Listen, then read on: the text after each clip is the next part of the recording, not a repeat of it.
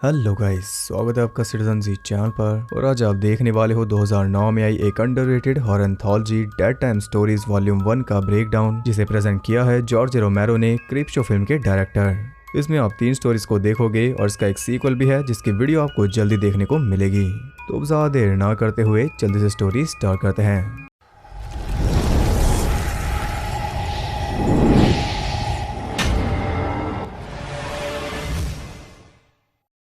Intro में हम George रोमेरो को देखते हैं जो कि हर एक स्टोरी के स्टार्ट में आएंगे क्योंकि यही होस्ट हैं।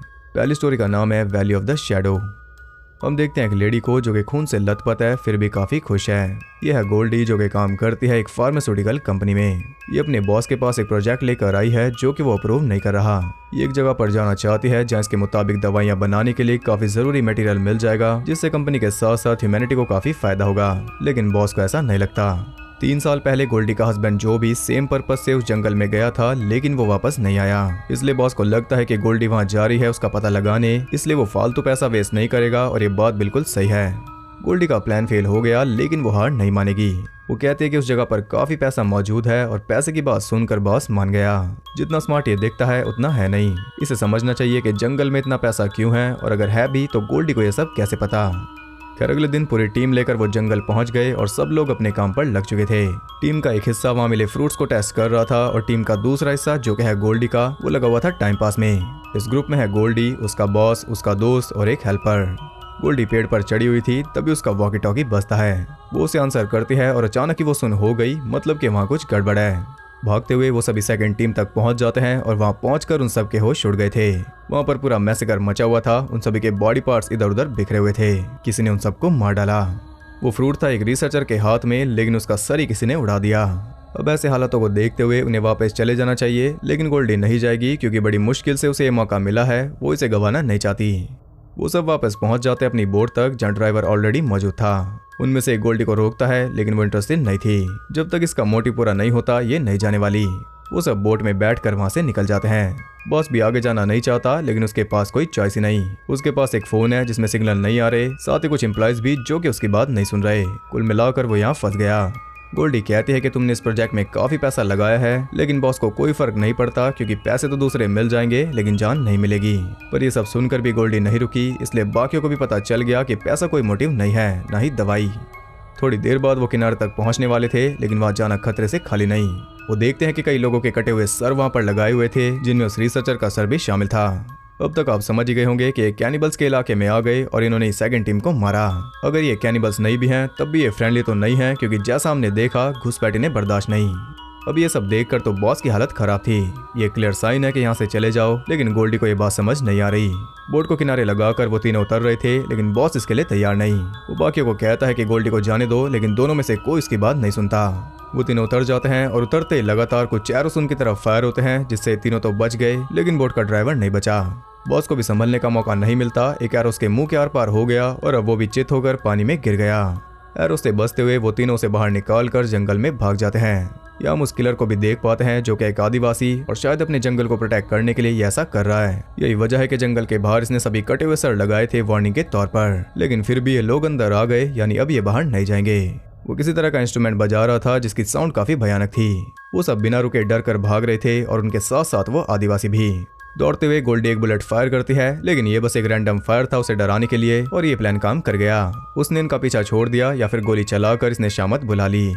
बॉस दर्द से तड़प रहा था, इसलिए वो उसके मुंह में फंसी एरो निकाल देते हैं और देखते ही देखते उसका फेस सड़ जाता है और यहाँ आखिरकार वो मर गया। उस एरो पर कुछ तो लगा हुआ था। खैर उन्हें समझ आ गया कि यहाँ रहना खतरनाक है, इसलिए अब वो वापस जाएंगे, लेकिन अब काफी देर हो चुकी। वो सब वापस बोट तक पहुंच जाते हैं, लेकिन बोट वहां पर नहीं थी। अब कोई रास्ता नहीं बचा, इसलिए वो जाते हैं वापस जंगल में, और यहाँ उनके बीच में ही अनबन शुरू हो गई थी। उनका साथी सीधा गोल्डी के सर पर बंदूक तान देता है, क्योंकि अभी तक जो भी हुआ उसका दिमाग वो प्रोसेस नहीं कर पा रहा। वो गोल्डी को शूट कर देता, लेकिन तब एक आवाज होती है और मौके का फायदा उठाकर दूसरा साथी उससे गन छीन लेता है, और कुछ इस तरह गोल्डी की जान बच गई। आगे चलकर वो गोल्डी को सॉरी कहता है, लेकिन उल्टा गोल्डी उसे सॉरी बोल रही थी, क्योंकि जो भी हो रहा है उसमें सारी गलती है गोल्डी की। वो इन सबको यहाँ पर लेकर आई और इतना सब कुछ देखने के बाद भी जिद पर अड़ी रही, जिस वजह से ये सब हो रहा है। आगे जाकर वो सब खुद को साफ करते हैं और इसी तरह रात हो गई। वो सब आग जलाकर आराम से बैठे थे और गोल्डी अपने हस्बैंड जो को याद कर रही थी। इनकी शादी को 1 साल भी पूरा नहीं हुआ था और जो यहाँ पर आकर गायब हो गया था। ये सब बातें चल रही थी, तभी वो नोटिस करते हैं कि उनका तीसरा साथी वहाँ पर नहीं था। दोनों बिना देर किए उसे ढूंढने निकल पड़े। थोड़ी दूर जाकर ही वो इन्हें मिल गया, लेकिन उसकी हालत खराब थी। वो एक ट्रैप में फंसा हुआ था जो कि कुछ ही देर में उसकी जान ले लेगा। दोनों उसे बचाने का सोच रहे थे, लेकिन अब सोचने का टाइम बचा ही नहीं। झाड़ियों से निकलकर वो किलर सीधा एक हथियार उसके सर में घुसा देता है और यहाँ गोल्डी का दूसरा साथी भी मारा गया। गोल्डी अपनी जान बचाकर वहां से भागती है, लेकिन थोड़ी दूर जाकर ही वो बेहोश हो गई थी। काफी देर बाद उसकी आंखें खुलती हैं, लेकिन अब ये जल्दी बंद हो जाएंगी क्योंकि वो किलर भी बगल में बैठा था। या इसका भी काम हो गया। अब हम फिर से आ जाते हैं स्टार्टिंग वाले सीन पर। गोल्डी बड़ा खुश होकर किसी के साथ बात कर रही थी क्योंकि उसका प्लान कामयाब हो गया। वो बात कर रही है अपने हस्बैंड से, या फिर कहूं के हस्बैंड के सर से, और उसका भी सिर्फ सर ही बात कर रहा है क्योंकि यही बचा है। उसने वार्निंग नहीं मानी, इसलिए अब उसका सर दूसरों को वार्न करेगा। इसी के साथ ये स्टोरी एंड हो जाती है। सेकंड स्टोरी का नाम है वेट। ये कहानी है जैक नाम के एक आदमी की जो कि समुद्र किनारे एक बीच हाउस में रहता है। इसकी वाइफ कुछ टाइम पहले चल बसी, इसलिए इसकी लाइफ पूरी तरह बेजान है। ये कुछ काम नहीं करता क्योंकि जरूरत ही नहीं पड़ती। खाने का जुगाड़ समुद्र से निकली मछलियां कर देती हैं और बाकी खर्चे चला लेता है ट्रेडिंग करके।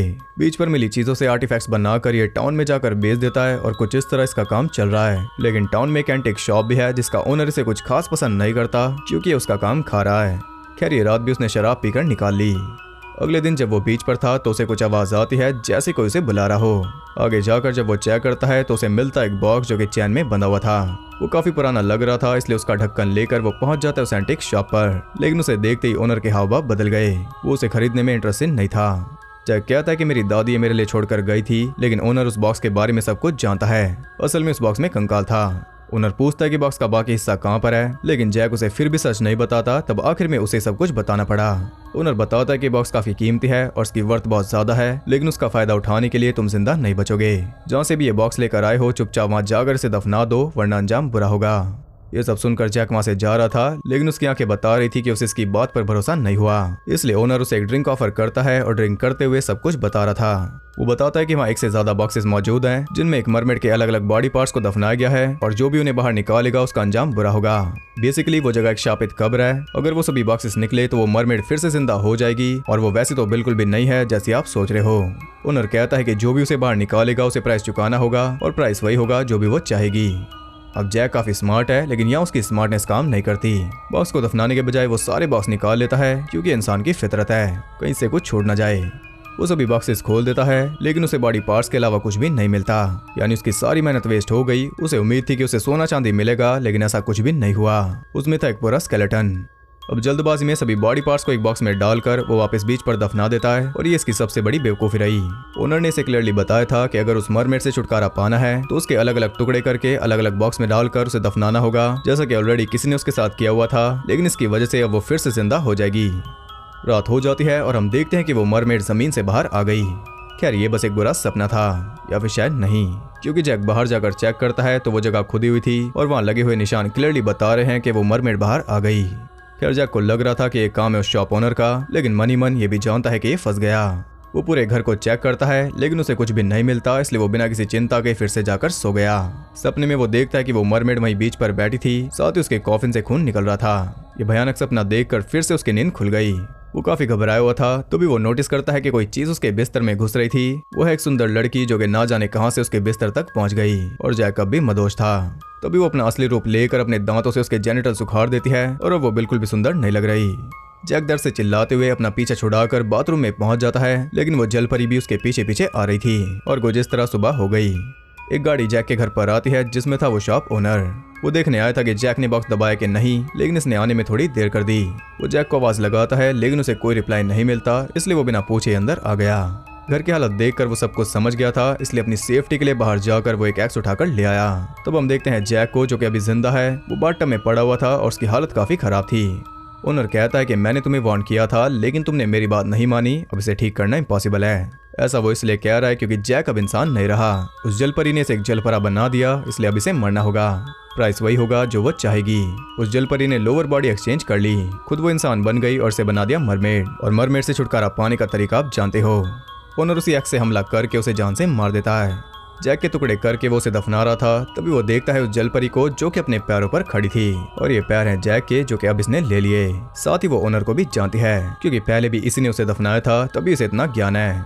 खैर अब इससे कोई फर्क नहीं पड़ता क्योंकि बदला तो वो लेकर रहेगी, प्राइस इसे भी पे करना होगा। उसे स्टैप करके वो समुद्र की तरफ ले जा रही थी और वो कुछ भी नहीं कर सकता क्योंकि यही प्राइस है। वो उसे भी अपनों में शामिल कर लेगी ताकि वो इनकी पेन समझ पाए। देखते ही देखते वो दोनों समुद्र में समा जाते हैं और कुछ इस तरह ये टेल एंड हो गई। तो स्टोरी का नाम है हाउस कॉल। ये कहानी है मिसेस नॉर्मन की, जिसका बेटा काफी बीमार है लेकिन बारिश की वजह से वो हॉस्पिटल नहीं जा सकती। इसके बेटे का नाम है जिमी, जो कि अंदर कमरे में बंधा हुआ था और उसे देखकर लग रहा था कि वो पोजेस्ड है। उसकी मॉम कॉल लगाती है डॉक्टर मार्टिनसन को, जिसने कॉल उठा लिया, लेकिन उसकी हालत देखकर लग रहा है कि उसे खुद एक डॉक्टर की जरूरत है। पहले तो वो आने से मना करता है, लेकिन हालातों को देखते हुए वो मान गया और तब जाकर मिसेस नॉर्मन को थोड़ी शांति मिली। कुछ ही देर में वो घर पर पहुंच गया था और नॉर्मन ने उसे सब कुछ बता दिया। वो अंदर जाता है जिमी को चेक करने और यहाँ हम उसकी हालत देख पाते हैं। उसकी आंखें लाल हैं और वो खुद पर कंट्रोल नहीं कर पा रहा। यहाँ हम समझ गए कि वो एक वैम्पायर है, लेकिन डॉक्टर के समझ में नहीं आ रहा। जिमी बताता है कि कुछ दिन पहले उसे किसी बड़ी और भयानक चीज ने काटा और तब से ये सब हो रहा है। वो किसी को नुकसान पहुंचाना नहीं चाहता, इसलिए उसने खुद को यहाँ पर बांध लिया, लेकिन डॉक्टर के पल्ले कुछ भी नहीं पड़ रहा। वो उसका ब्लड सैंपल लेकर बाहर चला गया। वो नॉर्मन को कहता है कि हमें जल्द से जल्द उसे हॉस्पिटल लेकर जाना होगा, लेकिन उसके पास पैसे नहीं थे। तब डॉक्टर कहता है कि तुम पैसों की चिंता मत करो, वो मैं देख लूंगा। वो मॉम को बताता है कि उसे फिजिकल नहीं बल्कि मेंटल प्रॉब्लम है और इसके लिए हमें एक दूसरा डॉक्टर ढूंढना होगा। अब ये सब सुनकर मॉम का रिएक्शन वही था जो कि ज्यादातर पेरेंट्स का होता है। उसे लग रहा था कि उसका बेटा पागल हो गया, लेकिन डॉक्टर उसे समझाता है कि ऐसा नहीं है। ये एक छोटी सी प्रॉब्लम है जो कि काफी आसानी से ठीक हो जाएगी, लेकिन हम जानते हैं कि ये प्रॉब्लम ठीक नहीं होगी। पिछले कुछ दिनों से इस टाउन में काफी मर्डर्स हो रहे हैं और जिमी के मुताबिक उसी ने ये सब किया है। शुरुआत हुई एक कैट से, उसके बाद सिलसिला नहीं रुका। एक के बाद एक लड़कियों को मारकर उसने उनका खून चूस लिया और ये बात वो डेली बताता था अपनी माँ को। पहले तो इसे भी विश्वास नहीं हुआ, लेकिन कल रात जब जिमी घर आया तो उसके मुंह पर खून लगा हुआ था। उसे लगा कि वो कोई कट है, लेकिन चेक करने पर उसे पता चला कि वो कोई कट नहीं था। यानी कि जिमी ने जो कुछ भी बताया वो सब सच है, लेकिन डॉक्टर अब भी इस बात को नहीं मान रहा। वो उसे थोड़ी देर रुकने के लिए कहता है और फिर ये उसे चेक करने जाएगा, लेकिन क्या वापस आ पाएगा ये तो हम आगे ही देखेंगे। खैर, टाइम बिताने के लिए वो दोनों बातें कर रहे थे और बातों ही बातों में काफी कुछ रिवील हो रहा था। एक साल पहले जिमी के डैड एक एक्सीडेंट में चल बसे और तब से ये दोनों माँ बेटे अकेले यहाँ पर रहते हैं। वो अपने बेटे से बहुत ज्यादा प्यार करती है और इसी प्यार ने उसे अंधा बना दिया। कहने का मतलब यह है कि इस एरिया में मर्डर होना कोई नई बात नहीं है। आए दिन मौत की खबर आती रहती है, चाहे वो लोकल्स की हो या फिर ट्रैवलर्स की। और टेंशन की बात यह है कि जिमी पहले से सब में इन्वॉल्व है। ये बात जानते हुए भी वो हमेशा इसे इग्नोर करती रही, जिस वजह से जिमी आज बेकाबू हो गया। अगर इग्नोर ना करके वो पुलिस को बता देती तो शायद कई जाने बच जाती, लेकिन फिलहाल उसे गिल्ट हो रहा है, लेकिन अब कुछ भी नहीं बचा। वो ये सभी बातें बता रही थी, तभी वो नोटिस करती है कि डॉक्टर वहां पर नहीं था। वो चेकअप करने अंदर चला गया। इसी तरह काफी टाइम बीत जाता है, लेकिन डॉक्टर अभी तक बाहर नहीं आया। मॉम को चिंता हो रही थी, इसलिए वो डरते हुए अंदर चली गई और अंदर जाते उसके होश उड़ गए। डॉक्टर उसके बेटे को मार रहा था, एक वुडन लॉग उसके सीने में ठोककर। या जिमी मर गया, लेकिन डॉक्टर को कैसे पता कि वैम्पायर कैसे मरेगा? उसे तो वैम्पायर्स पर यकीन नहीं था। वो इसलिए क्योंकि वो खुद भी एक वैम्पायर है। उसने जिमी का खून पिया था। उसे मारने के बजाय उसने जिमी को इग्नोर करके छोड़ दिया था, लेकिन आगे चलकर वो इसी का खाना हड़पने लगा। तब से डॉक्टर से ढूंढ रहा था और आज जाकर उसकी तलाश पूरी हुई। अब ये जी भर के खून पिएगा। शुरुआत वो करता है जिमी की मॉम से, इसने उसका सारा खून चूस लिया। इसी के साथ ये टेल एंड हो गई और ये मूवी भी। तो मूवी की क्वालिटी आपको लो लग सकती है क्योंकि ये काफी लो बजट मूवी थी, साथ ये बहुत ज्यादा रेयर है। जैसे कि लॉस्ट मूवीज होती हैं, ये भी एकदम खो चुकी है। मुश्किल से ही आपको कहीं पर मिलेगी, इसे ढूंढ पाना ऑलमोस्ट इम्पॉसिबल है। स्टोरीज अच्छी थी, हालांकि कुछ पार्ट आपको अजीब लग सकते हैं, लेकिन ओवरऑल देखें तो एक अच्छी एंथोलॉजी थी। अब बात करते हैं कुछ मोरल्स के बारे में। पहली स्टोरी में दिखाया गया कि खतरा देखकर आंख बंद कर लेने से खतरा कम नहीं होता। सेकंड स्टोरी में दिखाया गया कि वार्निंग को हल्के में लेना नहीं चाहिए। थर्ड स्टोरी में दिखाया गया कि पहली मीटिंग में किसी पर भी ट्रस्ट मत करो, क्योंकि पहली मीटिंग में कोई भी रियल नहीं होता। अगर आप कोई मोरल बताना चाहो तो आपका वेलकम है, और ये भी जरूर बताना कि इनमें बेस्ट स्टोरी कौन सी थी। मेरे हिसाब से तो सेकंड स्टोरी में काफी पोटेंशियल था। आप भी अपनी फेवरेट जरूर बताना। अगर आपको ये वीडियो पसंद आई तो उसे एक लाइक जरूर करना, और नेक्स्ट पार्ट देखने के लिए चैनल को सब्सक्राइब करके बेल नोटिफिकेशन कॉल पर सेट कर लो, ताकि नोटिफिकेशन आपको इग्नोर करके ना छोड़े। और ज्यादा कनेक्टेड रहने के लिए आप मुझे इंस्टाग्राम पर फॉलो कर सकते हो, वहाँ आपको बहुत कुछ जानने के लिए मिल जाएगा, और साथ ही बाकी जगहों पर भी जिनके लिंक्स आपको नीचे मिल जाएंगे। तो मैं मिलता हूँ आपसे नेक्स्ट पार्ट में, तब तक के लिए सबको बाय।